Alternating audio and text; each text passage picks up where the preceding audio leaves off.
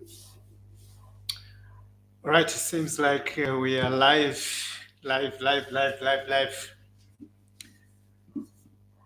Yeah,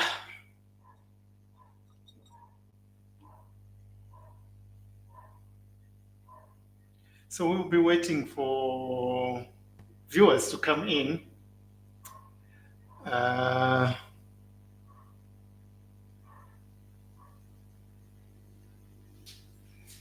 it's been a long time that we didn't succeed to be on. Yeah, so I'm trying to share a link on Facebook.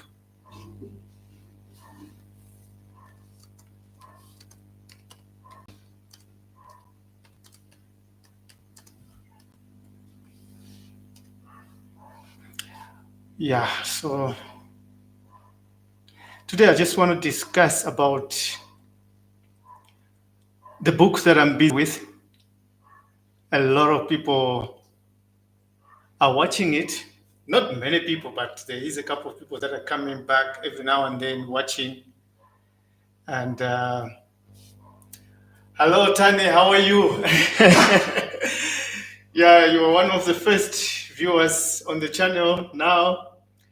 Yeah, I haven't done live sessions for quite a long time. So today, I just feel like let me do something and have a chat with my subscribers. So welcome. I just want to talk about this book that I'm busy with. I don't know if you have watched it already. If you can hear me, please let me know because I'm not so sure if there's any coverage on your side. I also want to check on YouTube to see if through my phone. But if you can put a message there to tell me that you can be able to see me or hear me, that would be great. At night, we normally have issues. Oh, it's audible. Yeah, so that's great. That's great. I like that. I see. Hello, Michael Nyasulu. Welcome to the channel.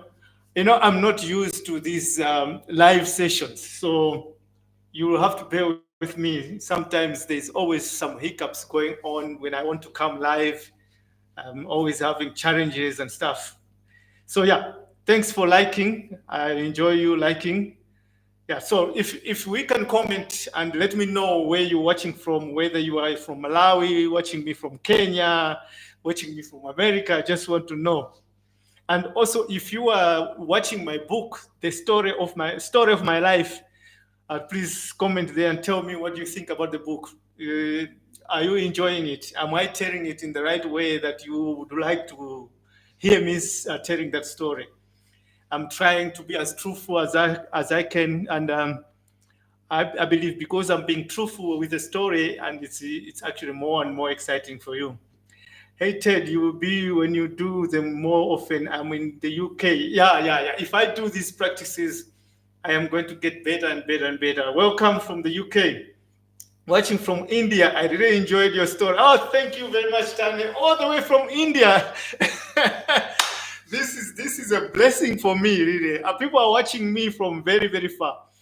Yeah, my life story is a very funny story. A lot of things happened, and the journey to South Africa opened up my mind or my head, or also I can say mentality, and main thing, my mindset.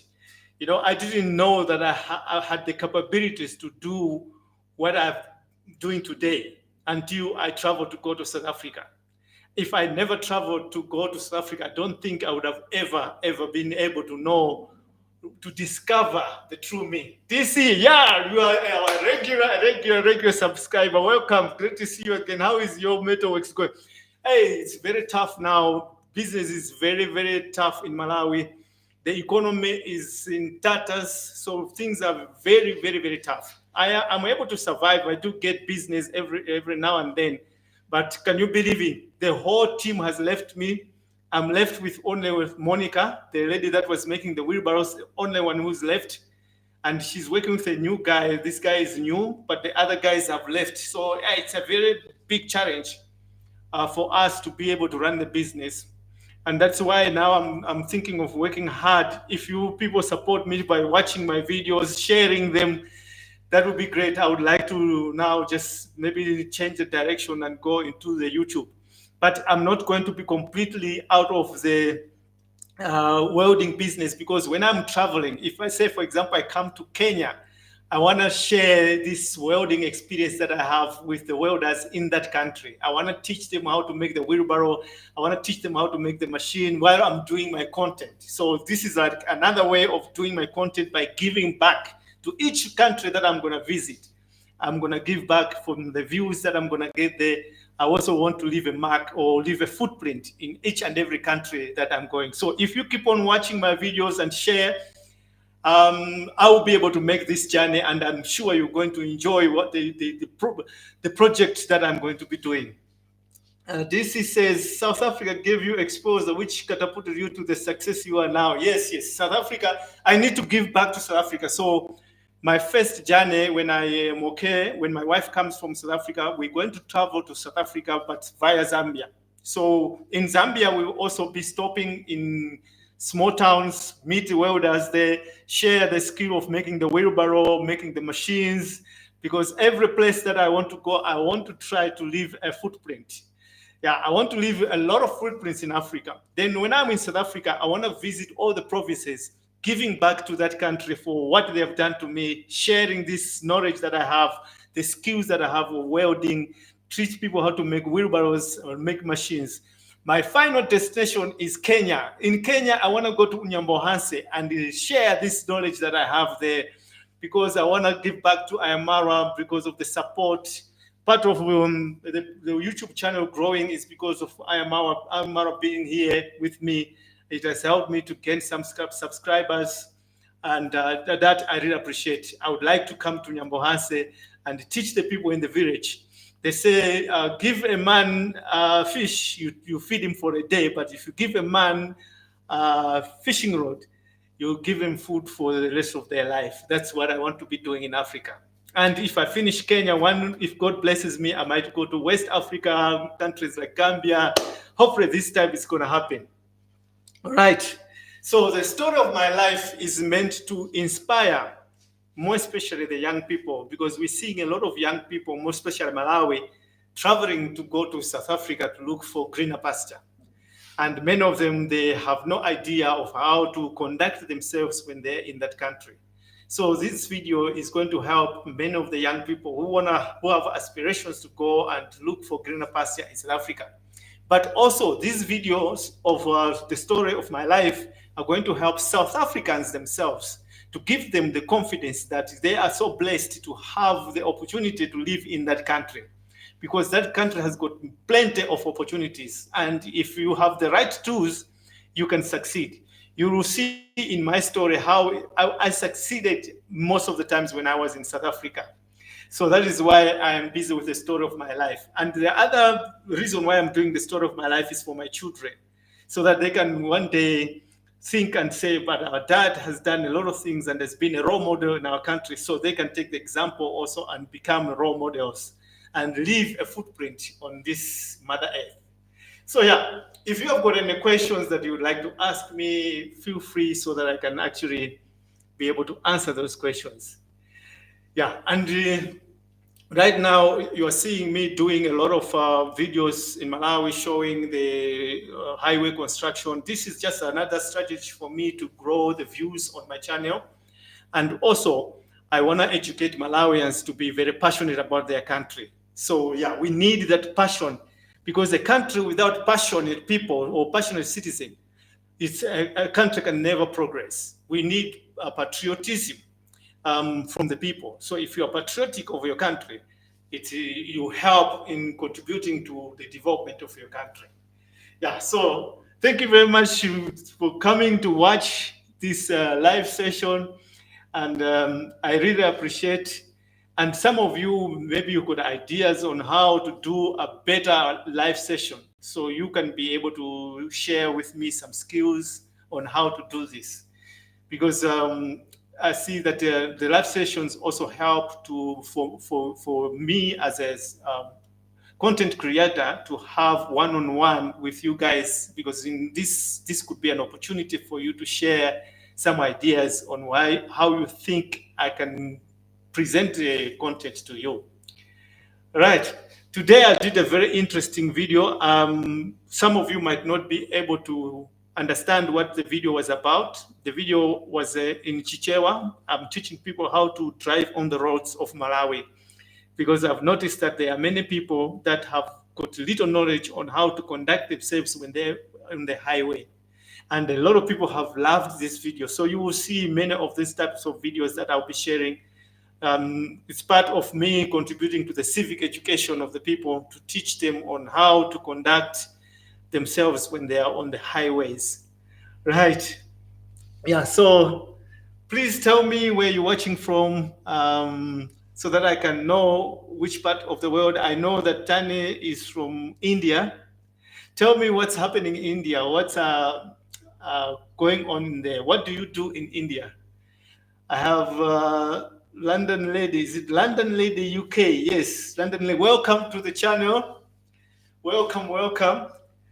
Today I was just thinking of coming live. I'm alone in the house, and you know, being alone, my wife is gone. She's in South Africa.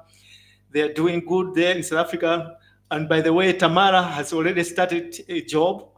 If you watched the video that I was interviewing Tamara, she talked about more about her mindset about South Africa, how she felt that she would easily succeed in that country.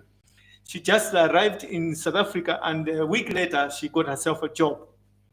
And what happened was, after settling in South Africa for a week, they decided to go to the Home Affairs to apply for her ID. Because Tamala, since she was born, she came here at a young age, so she never had an ID. So she was going to go and apply for her face ID. So when she went to the Home Affairs, I sent the money for her to apply for her ID and also a passport. Because when she was here in Malawi, her passport had expired, so she used a travel document to go back to South Africa. And then she had to apply for a new passport. So when they arrived at the Home Affairs, they were able to process her ID, but they couldn't process her passport because I'm not there. Because she's a minor, they say they need approval from me to accept that she can get a passport. So they advised them that they must ask me to go to the embassy here and do the paperwork. So I told them, I said, no, for now, why don't we just wait, because she's going to be 18 next year. Just in the next year, she will be 18 years of age. So she can apply for the passport.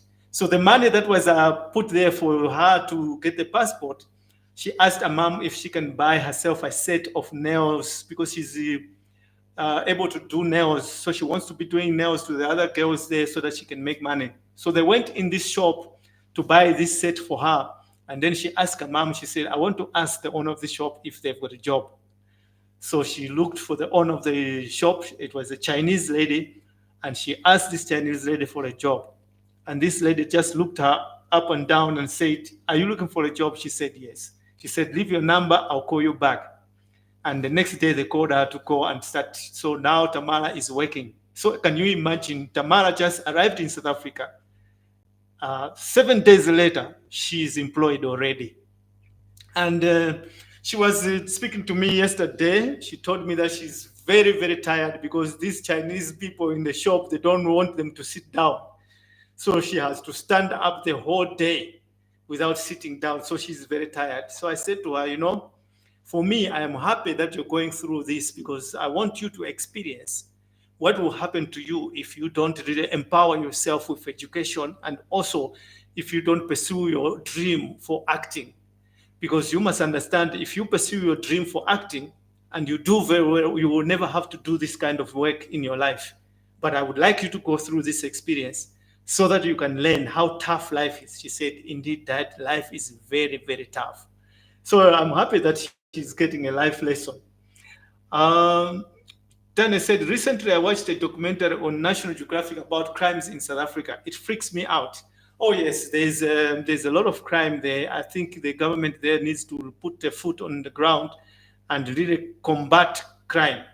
And I know for them to eradicate the crime, it's going to be a tough job, because now criminals have come to realize that they have got the upper hand in the country. So for that to be dealt with, it's very, very difficult. It's going to be very, very difficult.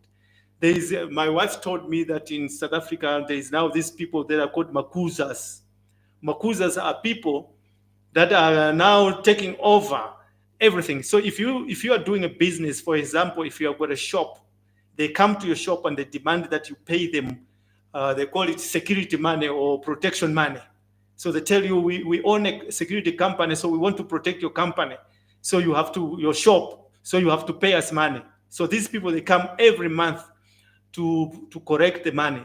And if you don't pay the money, they can even go as far as killing you. And that's how bad things are there. And I see it's now going into the taxi industry and other stuff. So government there has got a lot of work to do. But I know they will be able to combat it, because I see that the government is now becoming very serious that side. Tanya says software. Oh, so you're doing software developing. That's very, very nice. That's very good. I think it's a very nice industry to be in. Yeah, me, I always wanted to do computers. If you watch that story of my life, I told you that I went to, I was taken by the doc to learn more about computer. So you'll see as the story goes on, there's more about my ambitions to be in the computer industry. Although I didn't eventually settle in the computer industry, but as you follow the story, you're going to see that I had some ambitions to be in the computer industry. All right. All right. So anybody else, London lady, what are you doing in the UK? Which part of the UK are you in? And DC, are you from Malawi or you from South Africa? You've been coming to our channel quite a long time. I know the moment I see your name there, I just recognize you. You've always been there on our channel. Michael Nyasuru, obviously, I know you're from Malawi. Are you in Malawi or you're based abroad in diaspora? Yeah, so on my channel, I'm also every now and then on my channel and on Facebook, I am sharing some knowledge to people who are in the diaspora. The other day, I was on Facebook talking to people who are in diaspora. I was advising them to start a YouTube channel, more especially the people who are over 50 years over 40 years of age, because now YouTube is just opening it up. I can see this like YouTubers just going in the industry like left, right, center. I'm seeing there's a lot of YouTubers in Kenya. If you look at the other African countries other than Malawi, there's a lot of people going on YouTube. If you look in Kenya, it's like crazy there in Kenya. If you look at West Africa, I see South Africans are also going in there. And what is very interesting is even in America, Black Americans are going into YouTube. So very soon it's going to be very tough to be in this industry, because the competition is going to be very, very high. And also YouTube at the moment is on a free mode. It's in a situation where the algorithm is favoring small YouTube channels. So the best thing for anybody who is in diaspora is to really start a YouTube channel, because most of them over 40, they will be retiring soon, and they can have something that will bring them the income. London lady says, I'm in London, but my father is Gambian. Oh, Gambia. Gambia is a very nice country. There was a time when I was doing a lot of homework to understand Gambia, and I learned that there's a lot of opportunities, because Gambia has got similarities with Malawi. And so the opportunities are completely similar to the ones that are here in Malawi. So if I could land myself in Gambia, I don't think I can easily struggle. I will succeed very, very easily. You are a fitness instructor for group exercise. Oh, you can see me the way I look. When I was young, I used to do exercise. If you're watching my story, I talked about that. I used to go to the gym a lot and doing some exercise. I used to do karate. In Malawi, we used to have small dojos where people would teach karate. So I started very young learning about karate. I was doing jujutsu and shotokan. So yeah, I also was lifting weights. So that's why you see my body looks very athletic. Stems from starting to do physical exercises at a very young age. Wow, this is very nice. Yeah, so one day when we are in the UK, I'll come there to your gym and start exercise there. So maybe you can give me a few tips so I can grow my shoulders. Yeah, so here we are at Block 929, chatting with you, catching up on life. I think I'll be doing these lives every Sunday so that we can update each other. Yes, please do come to my classes. Yes, I will definitely come. I hope that when I start traveling, I will be able to grow the channel to a point where I can be able to come to the UK. Right now, I'm deciding between the two vehicles, the Nissan Patrol or the pickup. So, but I'm favoring the Nissan Patrol. The only challenge with the Nissan Patrol is that it's a petrol engine, so it will demand a lot of fuel. And it's also a vehicle that I haven't been using for quite a long time. It's in good condition, but I think it will still need a little bit of work. When it comes to the pickup, the Nissan Atlas, is that because it is not designed for off-roading, so it means if I travel with it, I will not be able to go to places like in game reserves, game ranches, because when I'm traveling, I want to do something that many of the YouTubers, African YouTubers, are not doing. That is to visit, like the game reserves. So I would like to, in each and every country, give back to the community, but also visit the natural, like tourist resorts, like visit the game ranches, to visit the animals and other stuff. So I need a vehicle that can actually maneuver in those kind of roads. Um,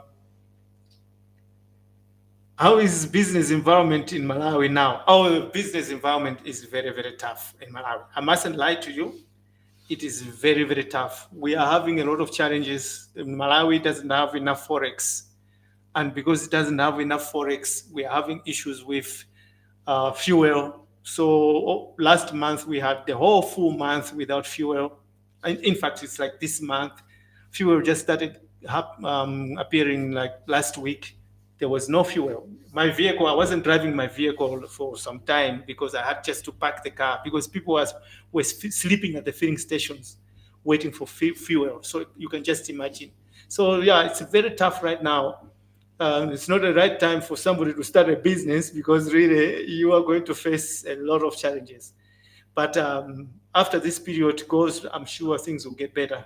So, like for me with my business, I've been like selling a machine, the mechanic machines, maybe one machine in 2 months, which is very, very bad. And some of the money that I'm making it from selling the wheelbarrows. So the wheelbarrows are doing okay. So I do sell wheelbarrows every now and then. And also YouTube is giving me a little bit of money for me to be able to buy bread. So yeah, that's how I'm surviving. That's why I would like to make YouTube to become my career and focus on it and travel. I am actually 56 years of age, and I think that this is the time from at my age to start exploring and living life the way it is meant to be. Travel and visit new places and visit new people. All right. London lady says, yes, go to Botswana, CKGR. What is CKGR? I would like to go to Botswana. When we are traveling down Zambia, we will go from Zambia to Botswana, Namibia, and then go down to South Africa. And after traveling in all the provinces in South Africa, I would like to visit Lesotho and also Swaziland or Eswatini. Then they said Central Kalahari Game Reserve. I'll keep that one. I would like to go and visit there. I'll keep that one. You say I'm a young man. I look young because I started doing a lot of exercises at a very young age. So I was like maybe 16 years of age when I started doing these martial arts and lifting weights and stuff. So I had been doing and living doing these exercises for a long time. And another thing is my diet must always have vegetables on it. So I have consumed a lot of vegetables in my life. And even in Malawi as a country, Malawi is our diet is mainly vegetarian. So people don't usually eat meat, but they always eat vegetables. So I've been eating vegetables. Even when I got married to my wife, I taught them to eat vegetables. So we don't usually have a meal without vegetables. And right now, since I'm living alone, that's when I'm not eating vegetables quite often. I eat vegetables when the workers are here, because one of the lady that is working with us, she cooks lunch, so she cooks the vegetables. But if I'm cooking on my own, I try to make my meals as simple as possible. So I like to do meat and eggs and all those stuff. But another thing is also, I am not a negative person. So in my life, I try to stay as much far as I can away from negative people. I try as much far away to stay as far away from negativity. And when I interact with people, I want to pick from each individual that I'm talking with substance. So I want to pick something that is substantial in the conversation. So I don't sit and talk with somebody to try to look at something negative to talk about, or something negative to judge the person. So most of my life, I'm living as a positive person. So if you go through my channel, you will see that I'm always talking about positivity. Even here in Malawi, when I'm discussing on Facebook, I always talk about I'm just a positive person. Now, when you are a positive person, you generate positive energy in your body. So you don't stress too much. You are at peace with yourself. So this makes you to slow down your aging, because sometimes aging can be made faster because of stress. Right now, the only thing that shows my age is my gray hair. I have started growing this gray hair in the past 2 years, because the past 2 years have been the most stressful years of my life. It has been so stressful because I've been doing business, and in Malawi, it has been very tough for me to do business, because when I employ people and teach them how to run the business, it's very difficult for people to follow the processes that you give them to do. And now, because they're not following the processes, it causes a lot of conflict between the business and customers, and in terms of quality and other stuff. So this has been stressing me. And the reason why it stressed me a lot is I, because the guys are failing to take the instructions that are given, and then we are facing these challenges, and the customers are pushing, like they are busy working on me, on my mind or my head, but I know where the problem is coming from, but I don't have a solution for that. That has been causing a lot of stress for me, because when you work with people and the people don't buy in the processes or procedures that you put in your business, there's nothing else you can do. You need people to buy in. So if people don't buy in, and this has caused a lot of stress for me, and I just noticed suddenly that I'm growing gray hair. If I didn't go through this stressful period, I'm sure I wouldn't have had gray hair with me. I would have slowed the aging. But I think if I go out of the business and I start doing YouTube, I will now slow down my aging again. And by the time I'm 70, I will still look like I'm 40. The interesting thing that happened in South Africa, which I will tell in the story in the future, was that just before I came back to Malawi, I was working for a company in South Africa called Distero. So Distel is a company that makes the liquor in South Africa. It's one of the biggest liquor producers in South Africa. So Distel makes Amarula, Savannah, Hunters, and so many wines that they sell. So me, I was working for the boutique wine section of Distel. Distel had bought a marketing company called Cape Legends. So I was working for this company, Cape Legends. But the month that I got employed, I'm sure it was around September. I can't remember what year it was. when they gave me a job, my boss was a lady. Her name was Debbie. So the first day that I came to work, she said to me, Ted, you are very lucky because you just got a job today. But then in 2 days' time, we are going to Durban. So you will be flying with us to go to Durban. That was a very exciting moment for me. And she just pushed car keys to me and said, Ted, that is your vehicle that you will be driving. So they gave me the keys to a VW Polo. And she called one of the guys, his name is Mark. I understand he passed away. May his soul rest in peace. And she said, Mark, go and show Ted his car. You can just imagine, yeah, this guy has been working on the farm, doing one testing, earning something like 5,000 rands a month. Now here I am, just like that, got a new job. I'm going to work as a sales rep with a company car. They give me a phone with cell phone allowance on it, entertainment allowance. And here I am, I'm being given the car keys with a card, a petrol card. All I need to do is when the car needs refueling, get to a filling station, give the card, fill up the car, and then leave. And then the same day that I'm receiving my keys, I'm being told in the next 3 days, they are buying a ticket for all of us. We're going to Durban. So it was a very exciting moment. There are so many things that happened in my life in South Africa that makes me very, very, sometimes when I think about it, I just get goosebumps. And there we are. We were flying to Durban. Now, when we arrived in Durban, I remember the place somewhere around there, Umhlanga. We stayed somewhere there. And uh, that evening, after we had gone we had gone to Durban for road shows. Like we go into wine farms and festivals and functions to do wine testing, to let people test our wines. So when we arrived in Durban that day, we went for the function. That evening, my boss said, no, tonight it was a weekend. I can remember that it was a weekend. And they said, today we're going to be, we were at a hotel, a lodge, and then they said, okay, let's go outside, put up a fire and braai, and then we can be having fun, drink some wine and other stuff. So we were there outside. And in this team, I was the only black person. The rest of them were all white people. So from my boss and the team that I was working with, I was the only black guy in the team. So we were there busy enjoying ourselves. And then midnight came. And just after midnight, it was my birthday. So I was sitting there looking at the time. I see it's now 1 minute past midnight. And I see nothing is happening. Nobody is singing a happy birthday song for me or whatsoever. I said, no, let me wait.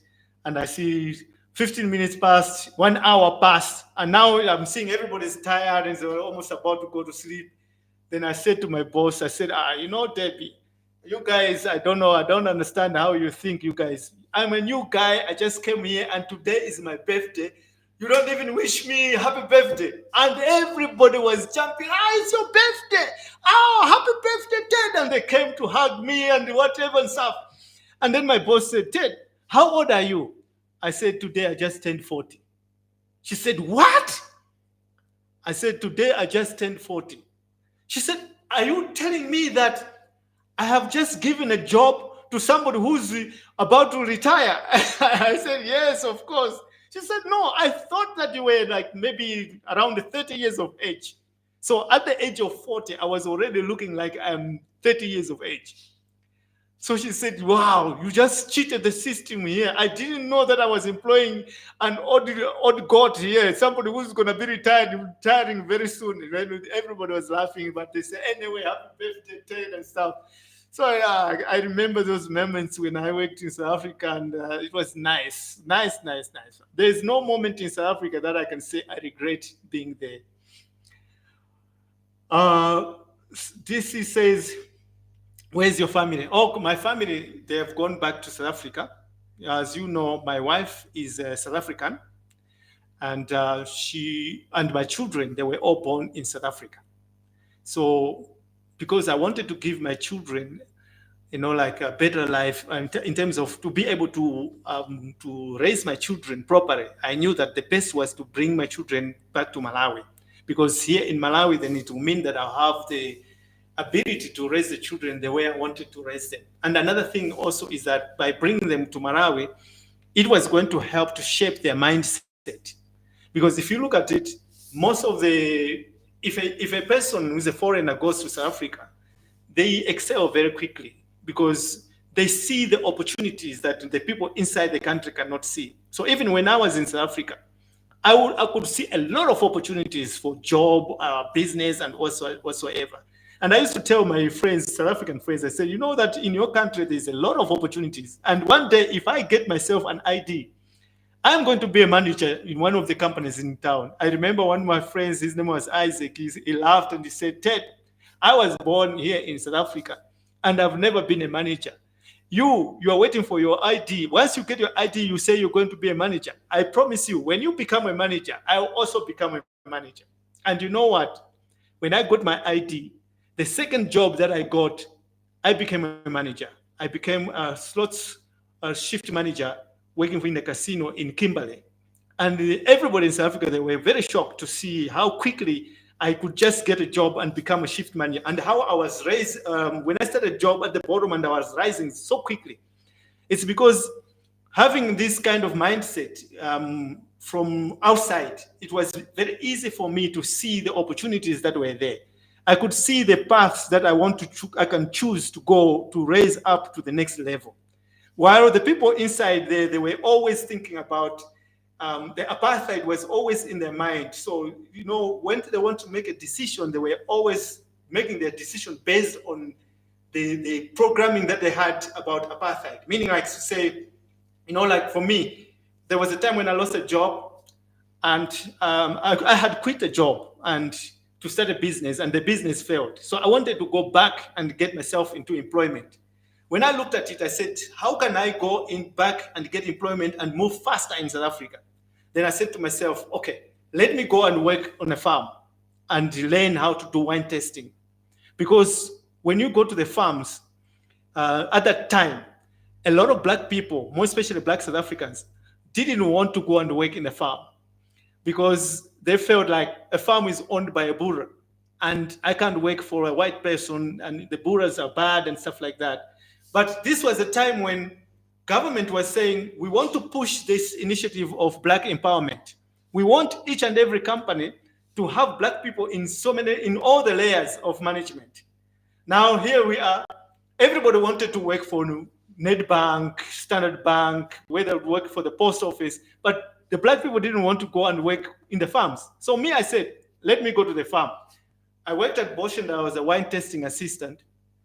In less than a year, I ended up with working for Nietingshof, which is a wine estate, much bigger wine estate, which was a division of Distel. And I worked at Nietingshof for a year. In the next year, I got myself inside Distel as a sales rep. And then I was having a company car, cell-phone allowance. So in a period of 3 years, I had moved from being a nobody to somebody who was driving a company car in South Africa. So it is actually the mindset that helped me to push myself on those kind of layers. So I felt like if I take my kids and bring them here and let them grow up in Malawi, they are going to learn a certain kind of mindset. They're going to be programmed in a certain way to see things. Because here, when you are in Malawi, you learn that if you don't work hard, you don't achieve nothing. When you are in South Africa, you learn that the government can do something for you. I mean, like, imagine during the COVID in South Africa, government was giving people money. When you come to Malawi, people got no money. So when you're in South Africa, you know that the government has to play a little bit of role in your life. That's what you believe in. When you are here in Malawi, you know that the government will do nothing for you. So you have to work hard on yourself. You have to educate yourself. You have to empower yourself. And you know that if you are lazy, you will never achieve nothing. So that is what I wanted, the mentality that I wanted my children to learn. It was unfortunate that when we came here, my son was already about, I think he was 17 years of age. or 16 years of age. So it was difficult for us to erase the mentality that he got and bring him back to change his mentality. But Tamara came here when she was 6 years of age. So by the time she was coming 12, 13 years, she couldn't remember anything about South Africa. Right now, when she went to South Africa, everything was so new for her. I remember when she arrived in South Africa, she called me on WhatsApp and said, because she always said, I want to go to South Africa, but I'm not happy that I'm going there. I said, why? She said, I'm afraid. I said, are you afraid of what? He said, no, I understand South Africa is violent. I don't want to go there. I just want to go there, spend a few days or months and come back because Malawi is my home. It's where I belong. I said, let's wait and see when you are there. The day that she arrived at the bus depot in Pau, she called me on WhatsApp and said, Dad, I think I was wrong. I said, why? She said, I don't want to ever come back to Malawi again. So right now, Tamara doesn't want to come back to Malawi again. In fact, I will have to convince her to come back, but otherwise she's not coming back. But at least I know she has gone with the right mindset, which will help her to excel as she navigate her life in South Africa. Yeah, are you enjoying this talk? I'm finding myself revealing some parts of my book, which should have been coming in the later days in the future. I'm sharing those stories to you today already, which is not a good thing. Okay, we can just call them as trailers. They're just trailers to the book, to the stories that are coming in the future. So don't miss any of the stories that I'm sharing, because there's a lot that I can share, and you will learn a lot. In South Africa, what I learned was, if I want to get a job, I have to have a strategy. If I want to grow in a company, I have to have a strategy. So my strategy was never to work for a company without a name. So the first company that I worked with was called Sterling Park. And this company didn't have a big name. It was a company that was packing fruits, So when the farmers harvest their fruits, they send them to Sterling Park, and Sterling Park will pack them and put them in boxes and pallets. And then there's a company that will take these pallets and then they'll ship them overseas. That was the company I was working for. So when I went for this company, I feel like, this company doesn't have a name. So how far can I grow? And this company was very predominantly Afrikaans. So everything in the company was being done in Afrikaans. Even the documentation in the offices were in Afrikaans. The only thing that was in English was the machines, the gadgets that we were using, which I was employed to be operating. It was called scanners. So that was the only English. My boss was my supervisor, Pet, his name was Pet, was very Afrikaans. Even the big boss that we had in the department that I was a white guy, but was predominantly Afrikaans. So obviously, me being a Malawian, can't speak the language properly. For me to ever grow from being a scanner to become a manager or something, that was never going to happen. So I decided to quit this job. And this job was paying me well. I'm sharing these stories that I'm supposed to share in the future. I just feel like sharing. But okay, let me stop here. Keep on watching my series so that you can hear these wonderful stories about how I navigated myself in South Africa. Each job that I used to go for interview in South Africa, when I came home, I used to tell my wife, I've got a job. And indeed, I used to get a job. And I would realize, I wouldn't know about me getting the job right there in the interview. Because there's no interview that I went in South Africa without preparing myself. When I used to go for an interview to a company, I would go on Google and do a research of the company. I would look for their values, their mission statement, and the history of the company. And I would make copies in the internet cafe and bring them home. And I will memorize everything from the mission statement. I will memorize the values of the company, and I will memorize the history. Now, when I go in the interview, I make sure that I lead them to this, for them to know that I know everything about the company. For example, they'll ask me, Ted, why do you think that we should give you this job? I'll say, you don't have to give anybody this job because I'm the right person. as much as I can tell you right now that your value, the values of your company and my values, they just go in line. Then they will look at each other and say, Ted, what do you mean when you say that our values will go in line with your values? Then I'll tell them that I know that the values of this company are honesty, respect, recognition, and customer care. And this is exactly that I feel. Having working with a company like Woolworths before, I had learned that when you are honest to your people and you are focused with your customer focus, then the business is going to grow very easily. And they will be looking at each other. And I'll say to them, besides, your mission statement just tells it all. I believe in the mission statement that you have for this company. Then they'll say, Ted, you know our mission statement? Yes. What is our mission statement? I'll say Grand West Casino provides the most admired and innovative customer service. Then I'll just keep on telling the mission statement of the company. And then they will look at each other and I will know that I've got the job, because normally when you go in the interview, the bosses are and you're speaking. By the time you're finishing, all of them are leaning in front like this and are looking at you like this. Then I know I've got the job. I know I've got the job. And sometimes when I'm in an interview, there's a panel of maybe 4 interviewers. Then when I was in South Africa, I used to buy books for body language to learn the body language. So when you are being interviewed, let's say with 4 people, normally there will be one person who doesn't like you. And the person who doesn't like you, they like to ask you questions like, Ted, you say you stay in Pau. I say, yes, I stay in Pau. Then they say, but Pau is very far. From Pau to Cape Town is very far. What makes you think that you will be always in time for work? Then I know that this person is actually against me. He doesn't want me. So I start answering from the interview. Then I'll say, I understand that I come from very far in Pau. And when I'm speaking, I'm looking at the people who like me the most. I will look at the person, and mainly I'll focus on the people that I feel they like me. And I say, for you to realize or to know that I'll always be in time, what time did I leave here for interview? I was here 1 hour before my time. And I always make sure when I was going for an interview, if they say, Ted, you must be at the interview 9 o'clock, I make sure I report 1 hour before. And when I arrive, I go to the reception and I say, my name is Ted.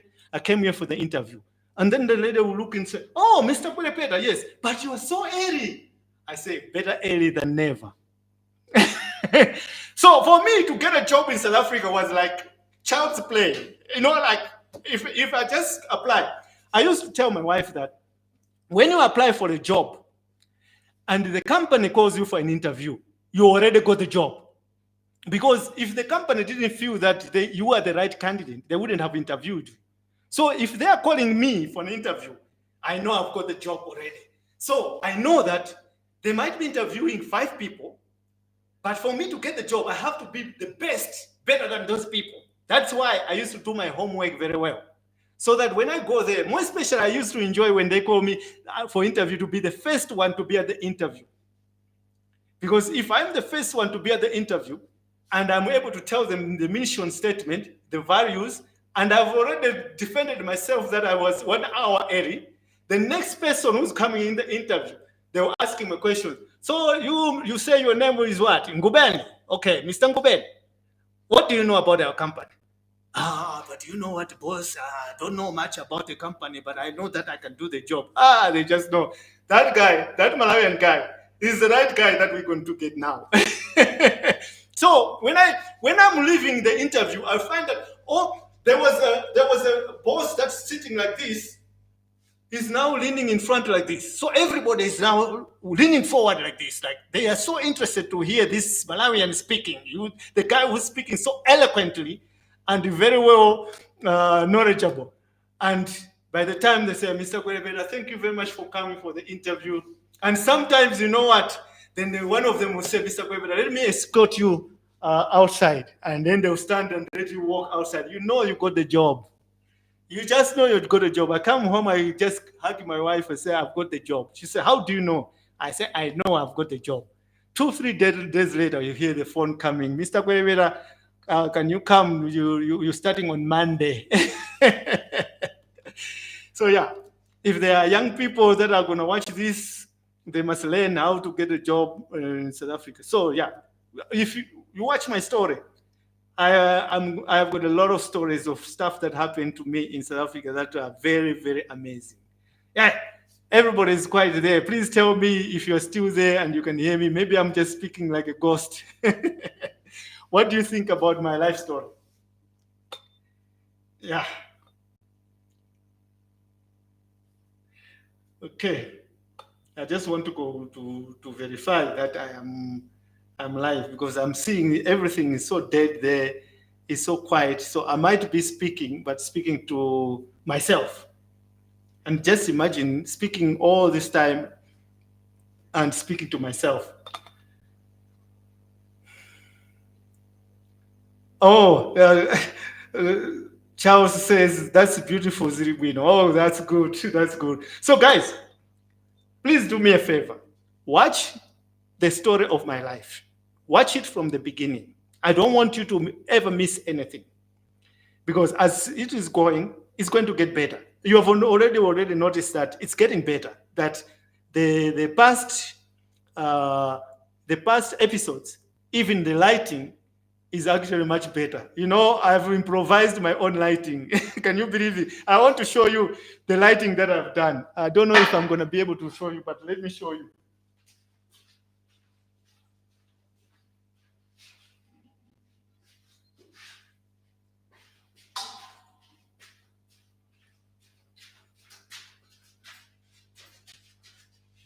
Can you see this? It's all made by myself. I've used a plate and put a light there to help me with the lighting the whole thing. So it actually reflects on me like this. So this is my lighting. Bush engineer.